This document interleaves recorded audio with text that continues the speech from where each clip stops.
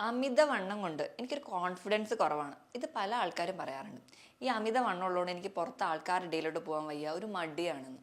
എന്തോ ഒരു സൗന്ദര്യ പ്രശ്നം മാത്രമായിട്ട് അമിതവണ്ണത്തിനെയാണ് നമ്മൾ കാണുന്ന ആൾക്കാരാണ് ഇന്ന് കൂടുതലുള്ളത്. ഇതിന് പുറമെ അമിതവണ്ണം കൊണ്ട് ഒരുപാട് രോഗങ്ങൾ നമ്മുടെ ഇടയിൽ ഉണ്ടാകുന്നുണ്ട്. നമ്മൾ അതിനെപ്പറ്റി വലിയ ബോധവാന്മാരല്ല. അതുകൊണ്ട് തന്നെ നമുക്ക് ഈ വീഡിയോയിലൂടെ അമിതവണ്ണവും അതുമൂലം ഉണ്ടാകുന്ന ആരോഗ്യ പ്രശ്നങ്ങളും എന്തൊക്കെയാണെന്ന് നോക്കാം. ഞാൻ ഡോക്ടർ പ്രിയ, എയർവാ ഡയറ്റിലെ മെഡിക്കൽ ഓഫീസറാണ്.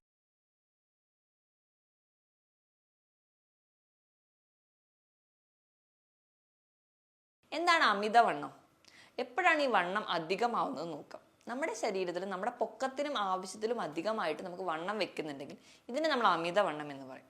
അപ്പോൾ ഓരോരുത്തർക്കും അമിതവണ്ണമാണോ അല്ലെങ്കിൽ വേറൊരാളെ കമ്പയർ ചെയ്തിട്ടല്ല നമുക്ക് അമിതവണ്ണം എന്ന് പറയാൻ പറ്റുക. അവരവരുടെ പൊക്കത്തിന് വേണ്ട ഭാരമാണോ അവർക്ക് ഉള്ളത് എന്ന് നോക്കിയിട്ടാണ് നമ്മളിത് വണ്ണം കൂടുതലുണ്ടോ ഇല്ലയോ എന്നൊക്കെ പറയുന്നത്. ഈ WHO നോക്കിക്കഴിഞ്ഞാൽ അവരൊരു ഇക്വേഷൻ ഉണ്ടാക്കി വെച്ചിട്ടുണ്ട്.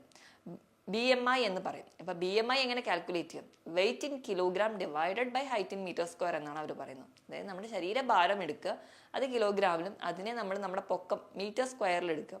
മീറ്ററിൽ നോക്കിയിട്ട് ഹരിച്ച് കിട്ടുന്ന ഒരു വാല്യൂ ഉണ്ടല്ലോ, ആ വാല്യൂ നോക്കിയിട്ടാണ് നമ്മൾ ഇത് അമിതവണ്ണമാണോ എന്ന് പറയാറ്.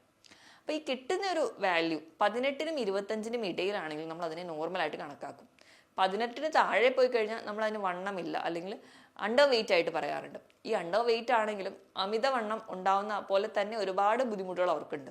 നമ്മുടെ ശരീരത്തിന് ആവശ്യത്തിന് വണ്ണം അല്ലെങ്കിൽ ആവശ്യത്തിന് ഫാറ്റ് ഉണ്ടെങ്കിൽ മാത്രമേ നമുക്ക് കൃത്യമായ ഒരു വണ്ണം ഉണ്ടാവുള്ളൂ. ഫാറ്റ് നമ്മുടെ ശരീരത്തിൽ കുറഞ്ഞു കഴിഞ്ഞാൽ നമ്മുടെ ശരീരത്തിൽ പല വൈറ്റമിൻസിനും മിനറൽസിനും അല്ലെങ്കിൽ ഹോർമോൺസിനൊക്കെ നോർമലായിട്ട് ഫങ്ഷൻ ചെയ്യാൻ പറ്റില്ല. അതുകൊണ്ട് തന്നെയാണ് ഇന്ന് പല അണ്ടർ വെയിറ്റ് ആയിട്ടുള്ള ആൾക്കാർക്ക് PCOD പോലുള്ള പ്രശ്നങ്ങൾ കുട്ടികളിൽ കാണുന്നത്. അപ്പം ബോഡി വെയിറ്റ് കുറഞ്ഞാലും അതിന് ഒരുപാട് ദോഷങ്ങളുണ്ട്.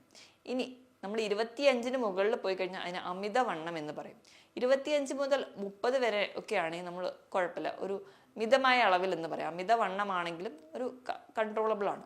അപ്പോൾ 30ന് മുകളിൽ പോയി കഴിഞ്ഞാൽ അതിന് പൊണ്ണത്തടി എന്ന് പറയും. ഇപ്പം ഈ 30ന് മുകളിൽ പോകുന്ന പൊണ്ണത്തടീനെ നമ്മൾ വീണ്ടും 3 ക്ലാസ്സായിട്ട് ഡിവൈഡ് ചെയ്തിട്ടുണ്ട്. 30 മുതൽ 35 വരെ ഒരു ക്ലാസ്സും 35 മുതൽ 40 വരെ രണ്ടാമത്തെ ക്ലാസ്സും 40ന് മുകളിലാണെങ്കിൽ ക്ലാസ് 3 ആയിട്ടും പറയുന്നുണ്ട്. അപ്പോൾ ഈ 25ന് മുകളിലോട്ട് പോകാൻ തുടങ്ങുമ്പോൾ തൊട്ട് നമ്മൾ നല്ല കോൺഷ്യസ് ആയിരിക്കണം, നമ്മൾ നല്ല ബോധവാന്മാരായിരിക്കണം. നമ്മുടെ ബോഡി വെയിറ്റ് കൂടിക്കൊണ്ടേ ഇരിക്കുകയാണ്. നമുക്ക് സൗന്ദര്യ പ്രശ്നങ്ങളോടൊപ്പം തന്നെ ഒരുപാട് ആരോഗ്യ പ്രശ്നങ്ങൾ വരാൻ ചാൻസ് ഉണ്ട്. നമ്മുടെ ബോഡി വെയിറ്റ് എങ്ങനെയും കൺട്രോൾ ചെയ്യണമെന്ന്. ഈ ഒരു ബോധം ഉണ്ടെങ്കിൽ മാത്രമേ നമുക്ക് നമ്മുടെ ബോഡി വെയിറ്റ് കുറയ്ക്കാൻ പറ്റുള്ളൂ. ഈ ബോഡി വെയിറ്റ് കുറയ്ക്കുന്ന കേസിൽ പല രീതിയിലും ബോഡി വെയിറ്റ് കുറയ്ക്കുന്ന ആൾക്കാരുണ്ട്. ചില ആൾക്കാർ എന്ന് പറഞ്ഞാൽ വേഗം വേഗം ടിപ്സ് വഴി ബോഡി വെയിറ്റ് കുറയ്ക്കുന്ന ആൾക്കാരുണ്ട്. ചില ആൾക്കാർ ഹെൽത്തി ആയിട്ട് തന്നെ ബോഡി വെയിറ്റ് കുറയ്ക്കാൻ നോക്കും. മാക്സിമം അവർ കൃത്യമായ ഒരു ഡയറ്റ് പ്ലാൻ ഉണ്ടാവും, അതൊക്കെ നോക്കി അല്ലെങ്കിൽ കൃത്യമായ ഒരു ഡയറ്റീഷ്യൻ്റെ അഡ്വൈസ് ഒക്കെ ഉണ്ടാവും. ആ ഒരു അഡ്വൈസ് പ്രകാരം മാത്രം കൃത്യമായിട്ട് ഹെൽത്തി ആയിട്ട് ഡയറ്റ് നോക്കുന്നവരുണ്ടാവും. ചില ആൾക്കാർ 1-2 ദിവസം നോക്കും, പിന്നെ വീണ്ടും അത് ബ്രേക്ക് ചെയ്യും, അങ്ങനെ പോകുന്നവരുണ്ടാവും. ചില ആൾക്കാർ ഭക്ഷണം ആക്റ്റീവായിട്ട് കഴിക്കും, പക്ഷേ ഇൻറ്റർമീഡിയറ്റ് ഫാസ്റ്റിംഗ് വഴി അവർ ആ ഒരു പീരീഡ് അതായത് 12 മുതൽ 16 മണിക്കൂർ വരെ കംപ്ലീറ്റ് ആയിട്ട് ഫാസ്റ്റ് ചെയ്തിട്ട് അങ്ങനെയും ബോഡി വെയിറ്റ് കുറയ്ക്കുന്നവരുണ്ട്. പല രീതിയിൽ ബോഡി വെയിറ്റ് കുറയ്ക്കുന്ന ആൾക്കാർ നമുക്ക് കാണാൻ പറ്റും. അപ്പോൾ എൻ്റെ ഒരു അഡ്വൈസ് പ്രകാരം എപ്പോഴും ഒരു ഡയറ്റീഷ്യൻ്റെ അണ്ടറിൽ തന്നെ നമ്മൾ ബോഡി വെയിറ്റ് കുറയ്ക്കുകയാണെങ്കിൽ നമ്മൾ ഹെൽത്തി ആയിട്ട് തന്നെ ബോഡി വെയിറ്റ് കുറയ്ക്കാം. എപ്പോഴും നമ്മളൊരു ഡയറ്റ് എടുക്കുന്നതിൻ്റെ മുൻപേ നമ്മുടെ ബോഡിയുടെ എല്ലാ വൈറ്റൽസും, ഇപ്പോൾ BP ആയിക്കോട്ടെ, ഷുഗർ ആയിക്കോട്ടെ, കൊളസ്ട്രോൾ ആയിക്കോട്ടെ, ബാക്കി നമ്മുടെ പൾസ് എല്ലാം ഓക്കെ ആണോ എന്നൊരു ഡോക്ടറുടെ അഡ്വൈസ് വേണേ നമ്മൾ സ്റ്റാർട്ട് ചെയ്തിട്ട് കൃത്യമായ ഒരു ഡയറ്റ് ചാർട്ട് വേണം. ആ ഡയറ്റ് ചാർട്ട് നമുക്കൊരു പുഷിന് വേണ്ടിയിട്ട് അല്ലെങ്കിൽ നമുക്കൊരു ഡയറ്റീഷ്യൻ്റെ അണ്ടറിൽ എടുക്കുകയാണെങ്കിൽ ഡയറ്റീഷ്യൻ അഡ്വൈസ് ചെയ്യും, നിങ്ങൾ ഇന്ന് ഈ ഭക്ഷണമേ കഴിക്കാവുള്ളൂ അല്ലെങ്കിൽ ഈ ഭക്ഷണം കഴിക്കാവോ എന്ന് നമുക്ക് ഡയറക്റ്റായിട്ട് ചോദിച്ച് മനസ്സിലാക്കി മാത്രം നമ്മൾ കൃത്യമായിട്ട് ഡയറ്റ് എടുക്കുകയാണെങ്കിൽ നമുക്ക് ഈസി ആയിട്ട് ബോഡി വെയിറ്റ് കുറയ്ക്കാൻ പറ്റും. അപ്പം ഇങ്ങനെ ഹെൽത്തി ആയിട്ട് ബോഡി വെയിറ്റ് കുറയ്ക്കുന്നതിൻ്റെ ഒരു ഗുണം എന്താ വെച്ചിട്ടുണ്ടെങ്കിൽ മറ്റ് പല അസുഖങ്ങളും ഈ ഒരു ടൈമിൽ ഉണ്ടാവുകയില്ല. നമുക്ക് ആ ഒരു കൺട്രോൾ എപ്പോഴും ഒരു ഭക്ഷണത്തിന് മുകളിലുണ്ടാവും. നമ്മുടെ പ്ലേറ്റിൽ എന്തൊക്കെ ഉണ്ടാവണമെന്ന് നമുക്ക് തന്നെ ഒരു ബോധം ഉണ്ടാവും. എപ്പോഴും നമ്മളൊരു ബോഡി വെയിറ്റ് കുറയ്ക്കാൻ ആഗ്രഹിക്കുന്നവരാണെങ്കിൽ ബേസിക് ആയിട്ട് ആദ്യം തന്നെ നമുക്കിത് പ്ലാൻ സെറ്റ് ചെയ്യാൻ പറ്റും. അപ്പോൾ അവരുടെ ഒരു ഡയറ്റ് പ്ലാൻ എന്ന് പറഞ്ഞിട്ടുണ്ടെങ്കിൽ അവരുടെ ഒരു പ്ലേറ്റ് മെത്തേഡ്, ഒരു മൈ പ്ലേറ്റ് മെത്തേഡ് ആയിരിക്കണം. അപ്പോൾ അവർ എപ്പോഴും ഒരു ഫുഡ് എടുക്കുന്ന സമയത്ത് ഒരു പ്ലേറ്റിൽ ഒരു 1/4 മാത്രം കാർബോഹൈഡ്രേറ്റ് ഉണ്ടാവുള്ളൂ. അത് നിങ്ങൾക്ക് ചപ്പാത്തി ആയിക്കോട്ടെ അല്ലെങ്കിൽ ചോറായിക്കോട്ടെ, ചോറ് എടുക്കുമ്പോൾ എപ്പോഴും കുത്തരി തന്നെ ഉപയോഗിക്കുക, കാരണം അതിൽ കുറച്ച് ഫൈബർ എങ്കിലും ഉണ്ടാവും. അപ്പോൾ അത് സെലക്ട് ചെയ്യുക.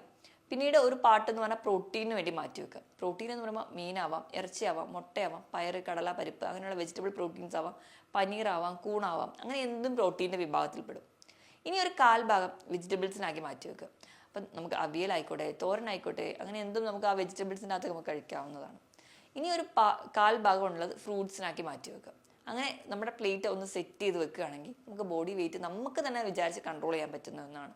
ഇനി ഇതോടൊപ്പം തന്നെ കൃത്യമായ ഒരു വ്യായാമം കൂടി വേണം. വ്യായാമത്തിൻ്റെ കേസ് പറയുകയാണെങ്കിൽ നമ്മുടെ ഹാർട്ട് റേറ്റ് കൂടുന്ന രീതിയിലുള്ള എന്ത് വ്യായാമവും നിങ്ങൾക്ക് ചെയ്യാം. നടത്തായിക്കോട്ടെ, ജോഗിങ് ആവാം, സ്വിമ്മിങ് ആവാം, സൈക്ലിംഗ് ആവാം, ഇതൊന്നുമില്ല നമ്മുടെ വീട്ടിൽ തന്നെ എറോബിക് എക്സസൈസുകളാവാം, സൂംബ ഡാൻസുകളൊക്കെ പ്രാക്ടീസ് ചെയ്യാം. ഒന്നും അല്ലെങ്കിൽ നമ്മുടെ വീട്ടിൽ റൂം അടച്ചിട്ടിട്ട് പാട്ടൊക്കെ കേട്ട് നല്ലപോലെ ഡാൻസ് ചെയ്താൽ തന്നെ നമ്മുടെ ബോഡി വെയിറ്റ് ഒക്കെ കുറയും, നമ്മുടെ ഫാറ്റ് ബേൺ ചെയ്യും, നമ്മുടെ ഫുഡ് കൺട്രോൾ ഉണ്ട്. അതോടൊപ്പം തന്നെ നമുക്ക് കൃത്യമായ ഒരു വ്യായാമം ഉണ്ടെങ്കിൽ നമ്മുടെ ബോഡിക്ക് ഒരു സ്റ്റാർവേഷൻ പീരീഡ് വരും. അപ്പോൾ ഈ ഒരു സ്റ്റാർവേഷൻ വരുന്ന സമയത്ത് അധികമായി കഴിച്ചിട്ടുള്ള ഭക്ഷണം സ്റ്റോർ ചെയ്തിരിക്കുന്ന ഒക്കെ ഫാറ്റായിട്ടാണ്. ഈ അധികമായി കഴിച്ച എല്ലാ ഭക്ഷണവും അവിടെ ബേൺ ചെയ്യാൻ തുടങ്ങും. അങ്ങനെ ബേണിംഗ് പ്രോസസ്സിൻ്റെ എൻഡ് റിസൾട്ടായിട്ട് ബോഡി വെയിറ്റ് കുറയുന്നതായിട്ടും കാണാൻ പറ്റും. അപ്പോൾ ഇങ്ങനെ നമ്മൾ ഗ്രാജ്വലി നമ്മുടെ ബോഡി വെയിറ്റ് കുറച്ചുകൊണ്ട് വരാൻ വേണ്ടി ശ്രദ്ധിക്കുക. അപ്പം ഈ ഒരു കാര്യം പറയുന്നതിന് ഒപ്പം തന്നെ നമുക്ക് ഈ ഒരു ബോഡി വെയിറ്റ് കൂടിയ എന്തൊക്കെ പ്രശ്നങ്ങൾ ഉണ്ടാവും എന്ന് നോക്കാം. അപ്പം അത് നോക്കുകയാണെങ്കിൽ ഏറ്റവും ആദ്യം നമുക്ക് പറയാം, ഈ വണ്ണം വെച്ച് വരുന്ന ആൾക്കാർക്ക് ചിലപ്പോൾ പെട്ടെന്ന് അങ്ങ് വണ്ണം കുറയുന്നത് കാണും. ബലൂണിൻ്റെ കാറ്റഴിച്ച് വിട്ട പോലെ വണ്ണം കുറയും. അപ്പോൾ അവർക്ക് ഡൗട്ട് ആവും, ഓ എൻ്റെ ശരീരഭാരം ഇങ്ങനെ പെട്ടെന്ന് കുറഞ്ഞല്ലോ. നമ്മൾ നോക്കുമ്പോഴായിരിക്കും ടൈപ്പ് 2 ഡയബറ്റീസ് അവിടെ തുടങ്ങി കുറച്ച് കാലമായിട്ടുണ്ടാവും. അപ്പോൾ ഒന്നാമതായിട്ട് അമിത വണ്ണമുള്ളവരിൽ കാണുന്ന ഒന്നാണ് ഡയബറ്റീസ്. അപ്പം നമ്മൾ തന്നെ അറിയാതെ നമ്മുടെ ശരീരം പെട്ടെന്ന് മെലിയുന്നു, അധികമായിട്ട് വിശപ്പുണ്ട്, ദാഹമുണ്ട്, കഴിക്കുന്ന ഭക്ഷണം ഒന്നും നമ്മുടെ ശരീരത്തിൽ കാണുന്നില്ല എങ്കിൽ നിങ്ങൾ നോക്കുക, ചിലപ്പോൾ നിങ്ങൾക്ക് ഡയബറ്റീസ് ആവും. അപ്പോൾ നിങ്ങളൊരു HbA1c ടെസ്റ്റ് ചെയ്ത് നോക്കുക. ഡയബറ്റിക് ആണെങ്കിൽ അതിന് വേണ്ട ട്രീറ്റ്മെൻറ്റ് അതുപോലെ എടുക്കുക. ഇനി അടുത്ത ഒന്നാണ് കൊളസ്ട്രോൾ. കൊളസ്ട്രോൾ ഉള്ള ആൾക്കാർ ഈ അമിതവണ്ണത്തിനുള്ള ചാൻസ് കൂടുതലാണ്. അപ്പോൾ ഈ അമിതവണ്ണം ഉണ്ടെങ്കിൽ നമ്മൾ മിക്ക ആൾക്കാരും പറയാറുണ്ട് ചിലപ്പോൾ കൊളസ്ട്രോൾ കൂടിയിട്ടായിരിക്കും. അപ്പോൾ നമ്മൾ കൊളസ്ട്രോൾ നോക്കാൻ വേണ്ടി ലിപ്പിഡ് പ്രൊഫൈൽ നമ്മൾ ടെസ്റ്റ് ചെയ്യുക. ലിപ്പിഡ് പ്രൊഫൈലിൽ നമുക്ക് ടോട്ടൽ കൊളസ്ട്രോൾ കിട്ടും, ട്രൈഗ്ലിസറൈഡ് കിട്ടും, ചീത്ത കൊളസ്ട്രോളും നല്ല കൊളസ്ട്രോളും ഒക്കെ ഡിവൈഡ് ചെയ്ത് കിട്ടും. അപ്പോൾ കൃത്യമായിട്ട് ലിപ്പിഡ് പ്രൊഫൈൽ ഫാസ്റ്റിങ്ങിൽ പോയി നോക്കുക. അങ്ങനെയും ആവാം. ഇനി ഇത് അല്ലാതെ തന്നെ BP കൂടുതലാവാം. ഇനിയിപ്പം അമിതവണ്ണമുണ്ട്, അതിനോടൊപ്പം തന്നെ BP, കൊളസ്ട്രോൾ, അതുപോലെ തന്നെ ഡയബറ്റീസും ഉണ്ടെങ്കിൽ നമ്മൾ അതിനെ മെറ്റബോളിക് സിൻഡ്രോം എന്ന് പറയും. അതായത് ഇത്രയും അധികം അസുഖങ്ങളുണ്ട്. ഇങ്ങനെ മെറ്റബോളിക് സിൻഡ്രോം ആയിട്ടുള്ള ഒരു ബോഡി ആണെങ്കിൽ പെട്ടെന്ന് അവർക്ക് മറ്റ് പല ഓർഗൻ ഫെയിലിയറിലോട്ടുള്ള ചാൻസ് കൂടുതലാണ്. ഹാർട്ട് ഫെയിലിയർ ആയിക്കോട്ടെ, സ്ട്രോക്ക് വരാനുള്ള ചാൻസും ഒക്കെ വളരെ കൂടുതലാണ്. അപ്പം അങ്ങനെയുള്ളവർ എപ്പോഴും ഒരു കോൺഷ്യസ് ആയിരിക്കണം. അവരുടെ ബോഡി വെയിറ്റ് കുറയ്ക്കാനും നോക്കണം. കാരണം ഈ ഒരു പല അസുഖങ്ങളും വരാനുള്ള ചാൻസ് വളരെ കൂടുതലായിരിക്കും. അപ്പോൾ ഈ പറയുന്ന അസുഖങ്ങളൊക്കെ ഉണ്ടാവാം. ഇതിന് പുറമെ അമിതവണ്ണമാവുന്ന കേസിൽ പലതരത്തിലുള്ള ക്യാൻസർ, ഇപ്പോൾ ഫൈബ്രോയിഡ്, യൂട്രസിനോട് ഒപ്പം തന്നെ യൂട്രസിൻ്റെ ക്യാൻസേഴ്സ് ആവാം, അല്ലെങ്കിൽ മറ്റ് പല ക്യാൻസേഴ്സൊക്കെ ഉണ്ടാവാനുള്ള ചാൻസസ് വളരെ കൂടുതലാണ്. ഇനി അമിതവണ്ണമായ പെൺകുട്ടികളിൽ ചില കുട്ടികൾക്ക് ഇപ്പോൾ പീരീഡ്സ് ഇറഗുലർ ആയിട്ട് വരികയാണെങ്കിൽ നമുക്ക് PCOD അവിടെ സസ്പെക്ട് ചെയ്യാം. അപ്പം PCOD എന്ന് പറഞ്ഞാൽ പോളിസിസ്റ്റിക് ഒവേറിയൻ ഡിസീസ് അല്ലെങ്കിൽ ഒവേറിയൻ സിൻഡ്രോം എന്നൊക്കെ പറയാം. അപ്പോൾ ഈ ഒരു PCOS അല്ലെങ്കിൽ PCOD ഒക്കെ ഉണ്ടാവാനുള്ള ഒരു കാരണം എന്ന് പറഞ്ഞിട്ടുണ്ടെങ്കിൽ നമ്മൾ അധികമായിട്ട് ഫാറ്റ് ഉള്ളത് കൊണ്ട് തന്നെ നമ്മുടെ ഹോർമോണൽ ഫങ്ഷൻസ് ഒന്നും കറക്റ്റ് ആയിരിക്കില്ല. അതിനോടൊപ്പം തന്നെ ഇൻസുലിൻ റെസിസ്റ്റൻസ് ഉണ്ടാവും. ഇൻസുലിൻ റെസിസ്റ്റൻസ് എന്ന് പറഞ്ഞാൽ നമ്മുടെ ശരീരത്തിൽ നമ്മൾ എത്തുന്ന ഗ്ലൂക്കോസിനെ വേണ്ട രീതിയിൽ യൂട്ടിലൈസ് ചെയ്യാൻ നല്ല പ്രാപ്തമായ ഇൻസുലിൻ ഉണ്ടാവില്ല.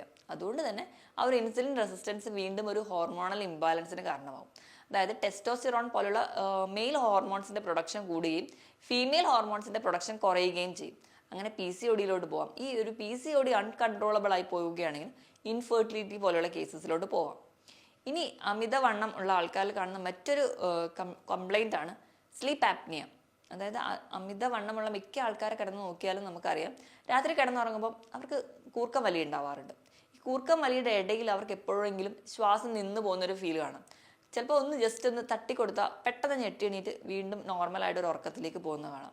ഇടയിൽ ഒരു മിനിറ്റ് അല്ലെങ്കിൽ ഒരു സെക്കൻഡ് അവർക്ക് ഒരു ശ്വാസം കിട്ടാത്തൊരവസ്ഥ. ഈ ഒരു സെക്കൻഡ് അവർക്ക് ശ്വാസം കിട്ടാതെ പിന്നീട് ഞെട്ടി എണീക്കുന്ന ഈ ഒരു കണ്ടീഷൻ നമ്മൾ സ്ലീപ്പ് ആപ്നിയ എന്നാണ് പറയുക. ഈ ഒരു സെക്കൻഡ് ആയിക്കോട്ടെ നമുക്ക് ആ ഒരു ശ്വാസം കിട്ടാത്ത സമയത്ത് നമ്മുടെ ബ്രെയിൻ്റെ ഫംഗ്ഷനെ ഒക്കെ ഇത് ബാധിക്കുന്നുണ്ട്. അങ്ങനെ വന്ന് അവർക്ക് ആ ഒരു ബ്രെയിൻ ഡാമേജിലോട്ട് പോകും. അപ്പോൾ അതിന് കാരണം എന്ന് പറഞ്ഞാൽ അമിതവണ്ണമാവുന്ന സമയത്ത് നമ്മുടെ കഴുത്തിലെ മസിൽസ് എല്ലാം തൂങ്ങി അങ്ങ് നമ്മുടെ ആ ഒരു റെസ്പിറേറ്ററി പാത്വേയിലോട്ട് കിടക്കും. അങ്ങനെ കിടക്കുന്നതിൻ്റെ ഭാഗമായിട്ട് ആ ഒരു റെസ്പിറേറ്ററി പാത്വേ അങ്ങ് അടയാൻ കാരണമാവും. അതുകൊണ്ട് കറക്റ്റായിട്ട് ആ ഒരു എയർ സർക്കുലേഷൻ കിട്ടാതെ വരുമ്പോൾ അവർ ഞെട്ടി എണീക്കുക, ആ ഒരു ഓക്സിജൻ ഡെഫിഷ്യൻസി വരുമ്പോൾ ഞെട്ടി എണീക്കുന്നതാണ് ഈ സ്ലീപ്പ് ആപ്നിയ ആയിട്ട് പ്രസൻറ്റ് ചെയ്യാറ്. ഇനി അടുത്തൊരു ഡിസീസ് കണ്ടീഷൻ നമ്മുടെ വീട്ടിലെ മിക്ക അമ്മമാരും പറയുന്ന ഒരു കണ്ടീഷനാണ് മുട്ടുവേദന എന്നുള്ളത്. അമിതവണ്ണം കാരണം നമ്മുടെ കാലിൽ നമ്മുടെ ശരീരഭാരം താങ്ങാൻ പറ്റാതെ വരുന്ന സമയത്ത് സന്ധിവേദനയായിട്ട് മുട്ടുവേദനയായിട്ടാണ് കൂടുതൽ ആൾക്കാരും പറയാം. ഇപ്പം എൻ്റെ അടുത്ത് വരുന്ന പല പേഷ്യൻസും പറയാറുണ്ട് അവർ മുട്ടുവേദനയായിട്ട് വരുന്ന പല പേഷ്യൻസിനെ നമ്മൾ നോക്കിയാലും ഏറ്റവും ആദ്യം എന്ന് പറഞ്ഞാൽ അവരുടെ ബോഡി വെയിറ്റ് ഓവറായിരിക്കും. അപ്പോൾ അവരുടെ പൊക്കത്തിനേക്കാളും വളരെ അധികമായിരിക്കും അവരുടെ വണ്ണം. ഇപ്പം നോർമലി ഒരാളുടെ ഒരു ഹൈറ്റ് എന്ന് പറഞ്ഞാൽ 175 സെൻറ്റിമീറ്റർ ആണ് നിങ്ങളുടെ ഹൈറ്റ് എങ്കിൽ നിങ്ങൾക്ക് വേണ്ട ശരീരഭാരം എന്ന് പറഞ്ഞാൽ 75 കിലോ ആയിരിക്കും. അതായത് 175-ൽ നിന്ന് 100 കുറയ്ക്കുന്നതായിരിക്കണം ശരീരഭാരം. ഈ മുട്ടുവേദന കംപ്ലൈൻറ്റ് ചെയ്യുന്ന മിക്ക ആൾക്കാരെ ശ്രദ്ധിച്ചു കഴിഞ്ഞാലും അവർ ഓവർ വെയിറ്റ് ആയിരിക്കും. അപ്പോൾ അവരുടെ കാലുകൾക്ക് അത് താങ്ങാൻ പറ്റുന്നില്ല. നമ്മൾ ഇരുകാലുകളാണ്, ഈ ഇരുകാലുകൾക്ക് നമ്മുടെ ബോഡി വെയിറ്റ് താങ്ങാൻ പറ്റാതെ വരുമ്പം അവർക്ക് ഉണ്ടാകുന്ന ഓവർ പ്രഷറാണ് ഓസ്റ്റിയോ ആർത്രൈറ്റിസ് ആയിട്ട് പ്രസൻറ്റ് ചെയ്യുന്നത്. അങ്ങനെയും വരാം. പിന്നെ നമ്മുടെ ഇടയിൽ ഏറ്റവും വില്ലനായി കാണുന്ന ഒന്നാണ് ഫാറ്റി ലിവർ. ഇതാണ് മറ്റൊരു കണ്ടീഷൻ. നമ്മുടെ ഫാറ്റ് നമ്മുടെ ശരീരത്തിൽ കൂടുന്നതാണ് നമ്മൾ അമിതവണ്ണമായിട്ട് പറയാം. നമ്മൾ അറിയാതെ തന്നെ നമ്മുടെ ശരീരത്തിന് പുറത്ത് വണ്ണം വെക്കുന്നതിനേക്കാളും ഏറ്റവും ആദ്യം നമ്മൾ കാണുന്നത് നമ്മുടെ വയറ് ചാടുന്നതായിരിക്കും. ഈ വയറ് ചാടുന്ന ഏറ്റവും ഇമ്പോർട്ടൻ്റ് ആയിട്ടുള്ള ഒരു സൈൻ എന്ന് പറഞ്ഞാൽ ഫാറ്റി ലിവറിലേക്ക് പോകുന്നു എന്നുള്ളതാണ്. നമ്മുടെ ശരീരത്തിൻ്റെ മറ്റ് പല ഭാഗങ്ങൾക്കും കൊഴുപ്പ് അടിയുന്നതിന് മുൻപിൽ പല ആൾക്കാരിലും ഫാറ്റ് അടിയുന്നത് ലിവറിലായിരിക്കും.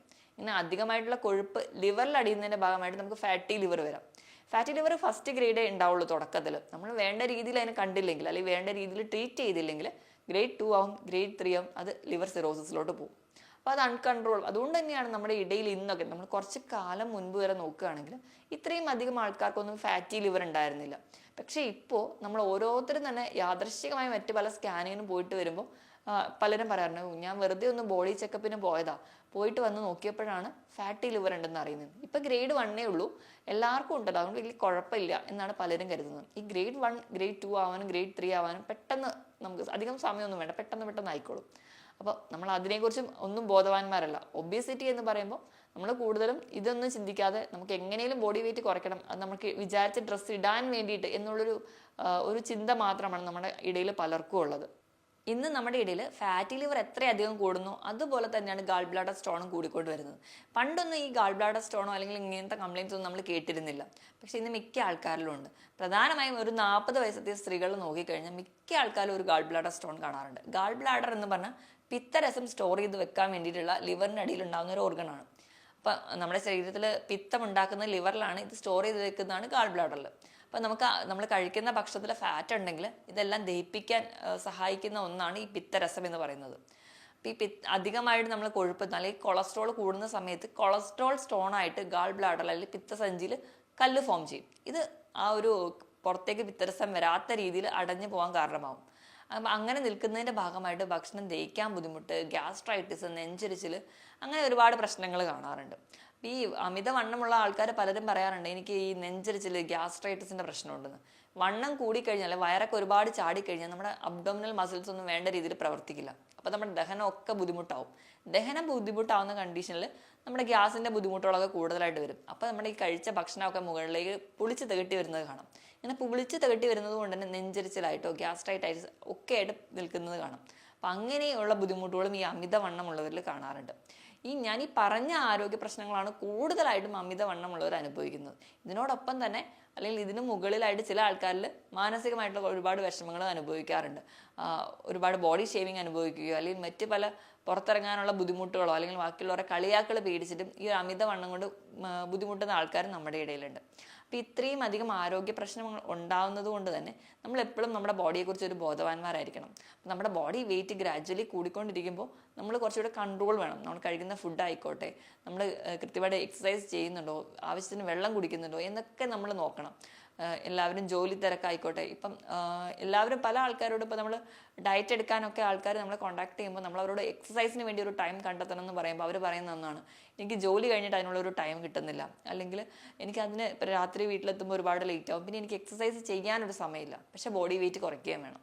അപ്പം നമ്മളെ ഏറ്റവും ഇമ്പോർട്ടൻ്റ് ആയിട്ട് ഓർക്കേണ്ടത് നമ്മുടെ ബോഡിയാണ്. നമ്മുടെ ബോഡി ഹെൽത്തി ആണെങ്കിൽ മാത്രമേ നമുക്ക് നമ്മുടെ ലൈഫ് സ്പാൻ കൊണ്ട് നടക്കാൻ പറ്റുള്ളൂ. അപ്പോൾ നമ്മൾ എത്രത്തോളം ഇമ്പോർട്ടൻസ് നമ്മുടെ ബോഡിക്ക് കൊടുക്കണം എന്നുള്ളത് വളരെ പ്രധാനത്തോട് തന്നെ ചിന്തിക്കേണ്ടതാണ്. അപ്പോൾ ഹെൽത്തി ആയിട്ടുള്ള ഫുഡ് കഴിക്കുക, നല്ലപോലെ എക്സസൈസ് ചെയ്യുക, കൃത്യമായിട്ട് വെള്ളം കുടിക്കുക. നമ്മുടെ 25 കിലോയ്ക്ക് 1 ലിറ്റർ എന്ന കണക്ക്, ഇപ്പോൾ ഒരു 75 കിലോ ഉള്ള ഒരാളാണെങ്കിൽ 3 ലിറ്റർ വെള്ളം നിർബന്ധമായും കുടിച്ചിരിക്കണം. ഇപ്പോൾ നമ്മുടെ എക്സ്ട്രാ ഒരുപാട് വെയിലത്ത് നിന്ന് ജോലി ചെയ്യുന്ന ആൾക്കാരാണെങ്കിൽ എക്സ്ട്രാ ആ ഒരു വെള്ളം കൂടി കുടിക്കേണ്ടതാണ്. അതുപോലെ തന്നെ കൃത്യമായൊരു ഉറക്കം കൂടി ഉണ്ടെങ്കിൽ ഒരു പരിധി വരെ നമുക്ക് ഇതൊക്കെ കൺട്രോൾ ചെയ്യാൻ പറ്റും. ഞാൻ ഈ പറഞ്ഞ കാര്യത്തിൽ എന്തെങ്കിലും ഡൗട്ട് ഉണ്ടെങ്കിൽ താഴെ കാണുന്ന നമ്പറിൽ കോൺടാക്ട് ചെയ്യുക. മറ്റൊരു ഹെൽത്ത് ടോപ്പിക്കുമായിട്ട് വീണ്ടും കാണുന്നവരെ നന്ദി.